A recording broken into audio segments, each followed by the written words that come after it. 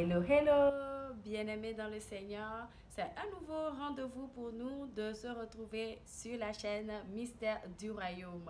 Soyez tous les bienvenus et que le Seigneur vous accompagne tout au long de la séance ou du partage d'aujourd'hui. Que le Saint-Esprit vous éclaire plus sur tout ce que j'aurai à partager avec vous. Aujourd'hui, nous allons aller dans un story time. Un story time qui est un témoignage d'un fait vécu que je vais partager avec vous. La parole de Dieu nous dit que nous avons vaincu le diable par nos témoignages et par le sang de l'agneau. Et je suis certaine qu'à travers ce témoignage, ça va ouvrir l'entendement de quelqu'un pour changer de mentalité et surtout de prendre une meilleure décision au nom de Jésus. Sans plus tarder, nous commençons. Seigneur Jésus-Christ, nous voici devant toi pour partager la parole que tu nous as donnée. Que ce témoignage de Saint-Esprit, viens toi-même souffler dessus, viens prendre contrôle de ce témoignage pour transformer la vie d'un frère, la vie d'une sœur qui est en train de croupir sur le joug de ce même problème. Saint-Esprit, tu es toujours là avec nous. C'est toi notre consolateur. Viens nous éclairer, viens nous guider. Au nom de Jésus-Christ. Amen. Amen, amen. Aujourd'hui, le titre de ce story time, c'est Les gens d'idoles qui nous suivent quand bien même qu'on est né de nouveau. Les gens d'idoles qui nous suivent quand bien même qu'on est né de nouveau. Oui, c'est vrai, lorsque nous confessons le Seigneur Jésus-Christ comme notre Seigneur et Sauveur personnel, il y a d'autres idoles. C'est vrai qu'il y a des idoles physiques que nous voyons, qu'on peut détruire, qu'on peut appeler les loin de l'Éternel pour détruire cela. Mais quand arrive, après la destruction de ces genres d'autels, il y a d'autres autels, d'autres idoles qui nous suivent dans nos vies que des fois, on n'arrive pas à l'identifier rapidement et c'est avec le temps que le Saint-Esprit pourra t'aider à l'identifier et pour le détruire. Amen. Voilà donc aujourd'hui, je vais partager l'expérience que j'ai eue quand j'ai à mes toutes premières années de conversion ou de repentance en Christ. Qu'est-ce qui m'était arrivé ou quelle est l'idole là que je traînais jour et nuit et que le Saint-Esprit m'a aidé à m'en débarrasser? C'était la télévision. Oui, la télévision ou Internet, les vidéos. Voilà, en général, la télévision. Quelqu'un dira, ben, en quoi la télévision peut constituer une idole dans la vie d'un chrétien ou dans la vie de quelqu'un qui est repenti en Christ? Est-ce que, oh, qu'on est né de nouveau là, donc on ne doit plus regarder la télé, ou on ne doit plus écouter la radio, ou on ne doit plus se connecter? Non, ce n'est pas de ça. Quand je parle de la télévision, c'est que mon temps était concentré uniquement sur la télévision. À l'époque, là, dans mes souvenirs, je n'avais pas un emploi fixe. J'avais des emplois de temps en temps, mais ce n'était pas fixe. Du coup, j'avais énormément de temps que des fois, je passe toutes mes journées à regarder des feuilletons, des séries. Quand ceci finit, je pense ceci. Quand celui-là finit, je pense cela. Des, Dans les débuts, là, ma mère venait me dire, oh, Pamela, s'il te plaît, éteins ça, c'est trop depuis le matin. Fais quelque chose d'autre. Je dis non, c'est moi, ma façon de me déstresser. Hein. Moi, je suis stressée. Donc, quand je regarde ça, ça m'aide à rigoler, ça m'aide à changer d'air, ça m'aide à faire ceci. J'avais toujours des excuses à chaque fois qu'elle me disait éteins ça un peu ou sors un peu de là, fais autre chose, va lire la Bible, va méditer un peu. Je disais toujours non. Et aussi, à l'époque, je ne savais pas que le Saint-Esprit, parce que j'étais fraîchement repentie, j'écoutais la parole de Dieu. Certes, pour moi, c'était simplement les dimanches et les jours de veillée quand on allait à l'église. Et puis, je ne savais pas que le Saint-Esprit pouvait habiter en moi. Pour moi, c'était genre, tu dois arriver à un niveau supérieur en Christ avant d'avoir le Saint-Esprit en toi, avant que tu puisses dire que oh, le Saint-Esprit m'a parlé, etc. Pour moi, je ne savais pas que les dons de l'Esprit Saint étaient donnés à toute personne qui ouvrait sa bouche et confessait le Christ. Pour moi, c'était peut-être dans 10 ans ou quand tu serais à fond dedans, arriver à un niveau vraiment high, que tu vas comprendre que c'est en tout moment que tu vas commencer par avoir des visions, etc. Je ne savais pas que cette faculté-là, cette grâce-là était donnée à tout le monde qui ouvrait sa bouche et confessait le Seigneur Jésus. Ma mère me disait, oh, toi, tu es instruite, hein? Viens lire la Bible, on va méditer ensemble, tu vas m'expliquer certains mots. Je disais, oh, maman, tu as ce qu'on a fait à l'église, là, tu as déjà lu ça, faut prendre ça. J'avais toujours cette mentalité-là. Pour moi, c'était seulement à l'église que je dois lire la Bible ou que je dois écouter la parole de Dieu. Je ne savais pas que je devais faire cela à la maison. Et je ne savais pas que la télévision, là, m'accrochait, m'empêchait vraiment de laisser le Seigneur faire son œuvre dans ma vie, de laisser le champ libre à l'Esprit Saint. J'étais toujours accrochée. Lundi, oh, je suis là. Mardi, oh, jusqu'à...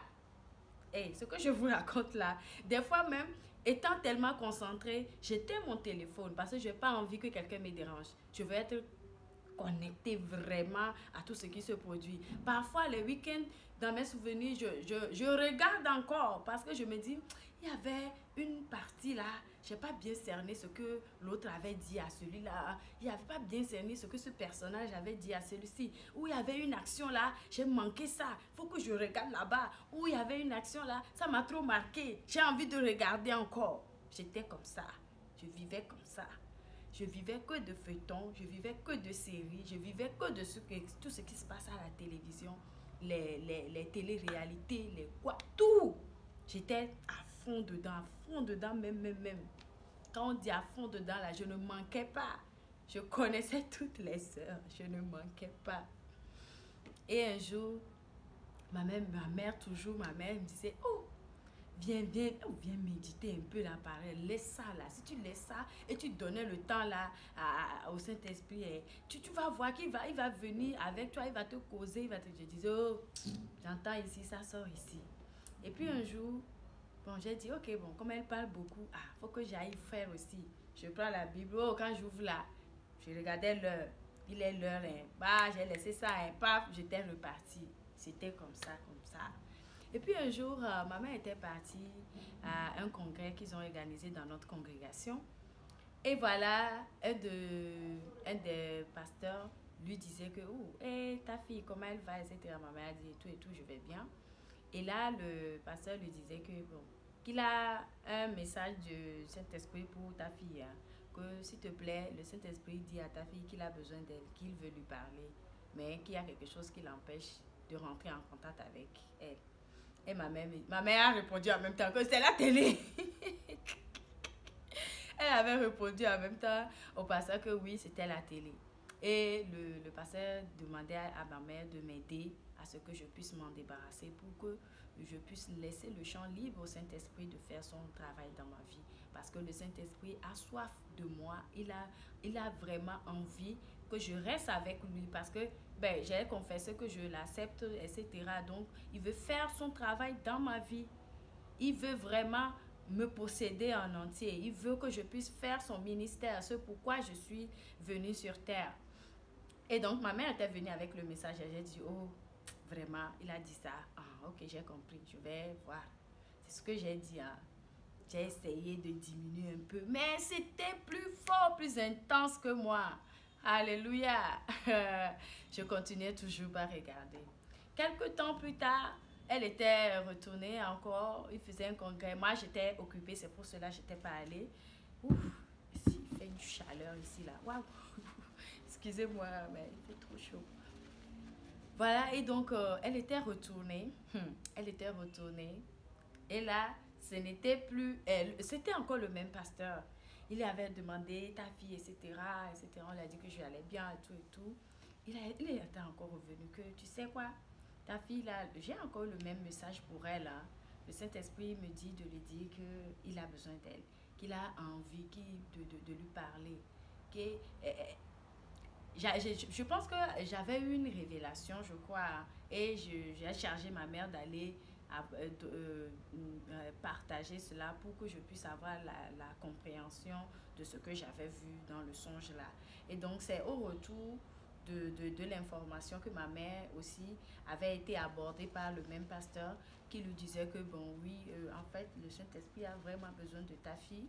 Il veut faire énormément de grandes choses dans sa vie, mais qu'il y a toujours quelque chose qui l'empêche d'atteindre son objectif, il veut que je me consacre à lui vraiment à plein temps, quoi.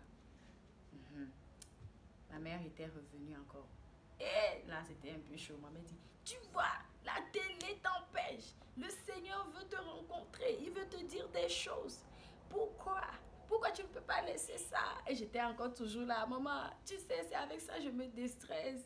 Si je laisse la télé là, je reste seule là. Je commence pas à penser, oh, j'ai pas de boulot, oh, je n'ai pas ci, oh, je n'ai pas ça. Et ça me rend triste. Mais quand je suis devant l'écran, j'arrive à me réjouir, j'arrive à rigoler, j'arrive à faire ceci, à faire cela. J'avais toujours des choses à dire. Et ça, c'était mon idole. Vous voyez, quand on parle d'idole, c'est pas forcément... il y a les idoles physiques que tout le monde connaît là, quand on se répand. Mais il y a d'autres idoles. Ces idoles-là qu'on ne voit pas, qui sont des comportements ou des attitudes ou des obsessions ou des trucs qu'on traîne de notre vie passée qui continuent pas à agir et nous empêcher d'être totalement dévoués au Saint-Esprit. Alors, je prie que à travers ce témoignage, que le Saint-Esprit aide quelqu'un à s'en débarrasser au nom de Jésus.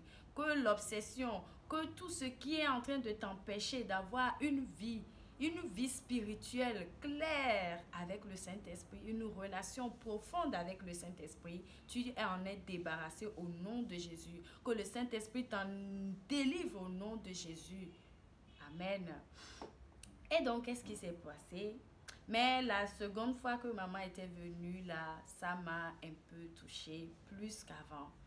Je me remettais un peu en cause aussi, mais c'était pas encore ça toujours. Et le Saint-Esprit aussi attend, hein, quand il te veut là, il te veut, il n'y a rien, qu'il n'y a rien, il n'y a rien. Et donc, j'étais toujours là avec mes excuses. Je suis stressée. Maman, non, je n'ai pas envie de sortir, d'aller me pavaner en ville et faire de n'importe quoi. Du coup, moi, j'ai choisi la télé comme mon moyen de déstressage, etc., etc., etc. Wow! Et puis un jour encore, ma mère était encore partie. Et ayons des gens comme ma mère, des gens dans nos vies, pas forcément ta maman, mais ayons des gens proches de nous dans notre marche avec le Christ qui seront là toujours à nous mettre du feu dans le corps ou du feu dans l'esprit.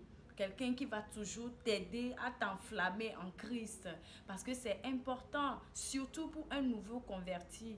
Quand tu es fraîchement converti et si tu manques de piliers, tu manques des gens qui vont te mettre toujours le feu dans le corps, tu pourrais rapidement dérailler et être dérouté. Donc voilà, une troisième fois, maman était encore partie à un camp, oui, un camp qu'ils avaient organisé. En raison de mes activités, je n'avais pas pu participer. Et donc, elle était partie au camp. Et là, ce n'était plus le même pasteur là, non, c'était notre bishop. Le pasteur, le grand pasteur, c'était lui qui était allé voir maman. Il lui a dit que, dis à ta fille, dis à ta fille que le Saint-Esprit lui dit qu'il a besoin d'elle. De laisser. Lui, il est allé directement. Hein. Il est de laisser la télévision là. Il a besoin d'elle. Wow! Le jour là que maman était venue avec le message là. Le Saint-Esprit, waouh!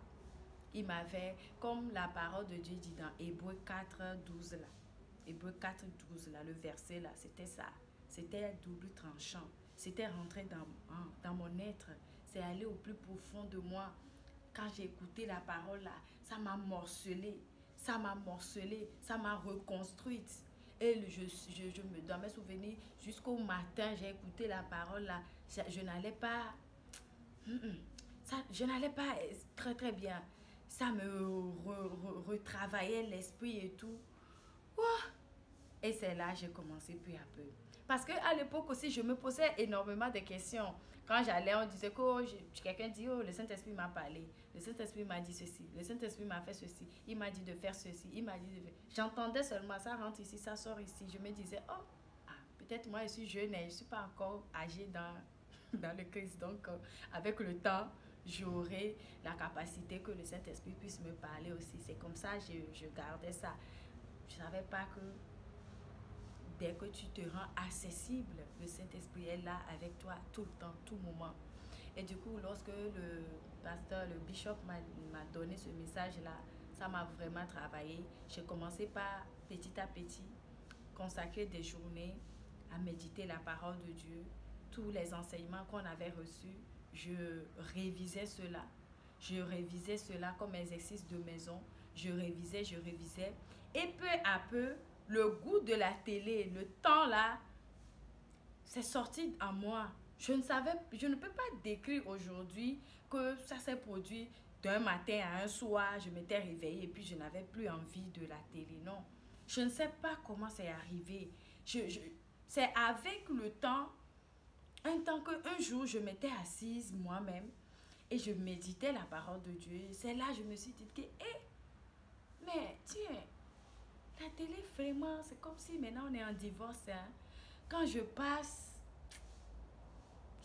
je regarde, mais le désir, la force qui m'attirait de prendre toute ma journée, matin jusqu'au soir, la nuit même. Des fois, je me souviens même, quand je suis là en train de regarder le feuilleton, on m'appelle de venir cuisiner là. C'est la guerre. C'est la guerre. Tu ne peux pas m'appeler quand je suis assise là-bas. Ne m'appelle pas, je suis concentrée. Tu veux me déconcentrer? C'est la guerre. Donc, je vois cela, je me dis, ah, c'est moi ça. Je n'arrive plus à passer même 15 minutes, dire que je veux regarder la télé ou je veux faire ceci devant. Je n'arrivais plus. Et finalement, c'est là un jour que le Saint-Esprit me disait que tu vois, ton idole là, c'est vrai, a été détruit. Ton idole là, a été détruit. Amen. Donc nous avons encore, quand bien même tu es né de nouveau, il y a certains idoles qui te suivent encore, qui t'empêchent d'être totalement dédié au Saint-Esprit. La question est de savoir, quand tu reconnais vraiment que tu as un idole dans ta vie, là le Saint-Esprit lui-même va s'en charger d'enlever cela. L'essentiel c'est de reconnaître d'abord que oui, j'ai un idole et que d'identifier l'idole là en question, de le toucher réellement. Et là, quand il est touché, il est invincible, il est devenu, comment dire, il est faible, il est maintenant sans effet parce qu'il a été dévoilé. Quand tu n'as pas encore identifié l'idole, ni que tu lui as donné un nom, tu l'as touché, là tu ne peux pas t'en débarrasser. Il faudrait que tu l'identifies et que maintenant tu le reconnaisses aussi que vraiment ça c'est un idole, c'est quelque chose qui m'empêche de prendre le temps avec le Saint-Esprit, et là le Saint-Esprit fera le reste. Amen. Parce que moi je ne vais pas dire ici que un jour j'ai fait une veillée de prière, j'ai fait 3 jours de jeûne, j'ai fait 20 jours de jeûne, j'ai fait 1 an de jeûne pour prier au Saint-Esprit, et oh Saint-Esprit aide-moi à me débarrasser de cette idole là. Non, c'est seulement le jour, la parole là, j'ai reçu le message là de la part de ma mère venant du bishop. Ça m'a vraiment possédé. Ça a pénétré mon être entier. Ça m'a travaillé. Ça m'a travaillé énormément. Donc c'est à la suite de ça, j'avais énormément de remords et je me sentais très très mal vis-à-vis de cela. Et c'est là que j'ai pris la décision que, ok, bon, voilà, 3 fois des suites de même message, il faut que je fasse quelque chose. Et là, j'ai pris sur moi et j'ai commencé par prendre du temps. Je ne peux pas dire que c'était rapide, c'était immédiat, non. C'était un truc progressif. Mais ça n'a pas trop duré. J'ai vu que le Saint-Esprit a pris possession de moi. Donc aujourd'hui, à travers mon témoignage, que le Saint-Esprit t'aide à d'abord identifier l'idole ou les idoles que tu as dans ta vie. Ça peut être peut-être les sorties inutiles. Ça peut être peut-être le commérage, le commérage ou quelque chose qui empêche le Saint-Esprit d'être en communion, en relation intrinsèque, parfaite avec toi. Parce que oui, quand la parole de Dieu dit nous sommes le temple de l'Esprit Saint, il veut habiter en nous. Et quand il veut habiter en nous, il ne veut pas, tout comme nous, nous-mêmes, nous sommes jaloux quand nous sommes mariés ou en couple, etc. Quand quelqu'un d'autre vient rester avec notre mari ou notre fiancé, etc. C'est pareil, le Saint-Esprit, il te veut toi seul, pour lui seul. Il ne veut pas te partager avec quoi que ce soit, ni qui que ce soit. Du coup, s'il y a quelque chose qui l'empêche, lui, de s'asseoir en toi et de faire ce qu'il a à faire, c'est sûr que il va te le dire. C'est sûr que il veut que tu t'en débarrasses et que il puisse faire de toi une nouvelle créature, une nouvelle chose en Christ. Donc le verset du jour, le verset phare que nous allons partager est tiré du livre de Colossiens 3, versets 5 à 6. Ça, je vais le lire rapidement. Le reste des versets, il y a deux autres versets que je vais mettre dans la barre de description que vous pouvez consulter à tout moment. Donc voilà, nous lisons dans Colossiens 3, versets 5 à 6. Je lis la version de Louis II. Faites donc mourir les membres qui sont sur la terre, l'impudicité, l'impureté, les passions, les mauvais désirs et la cupidité qui est une idolâtrie. C'est à cause de ces choses que la colère de Dieu vient sur les fils de la rébellion. Quand vous lisez dans Éphésiens 5 ou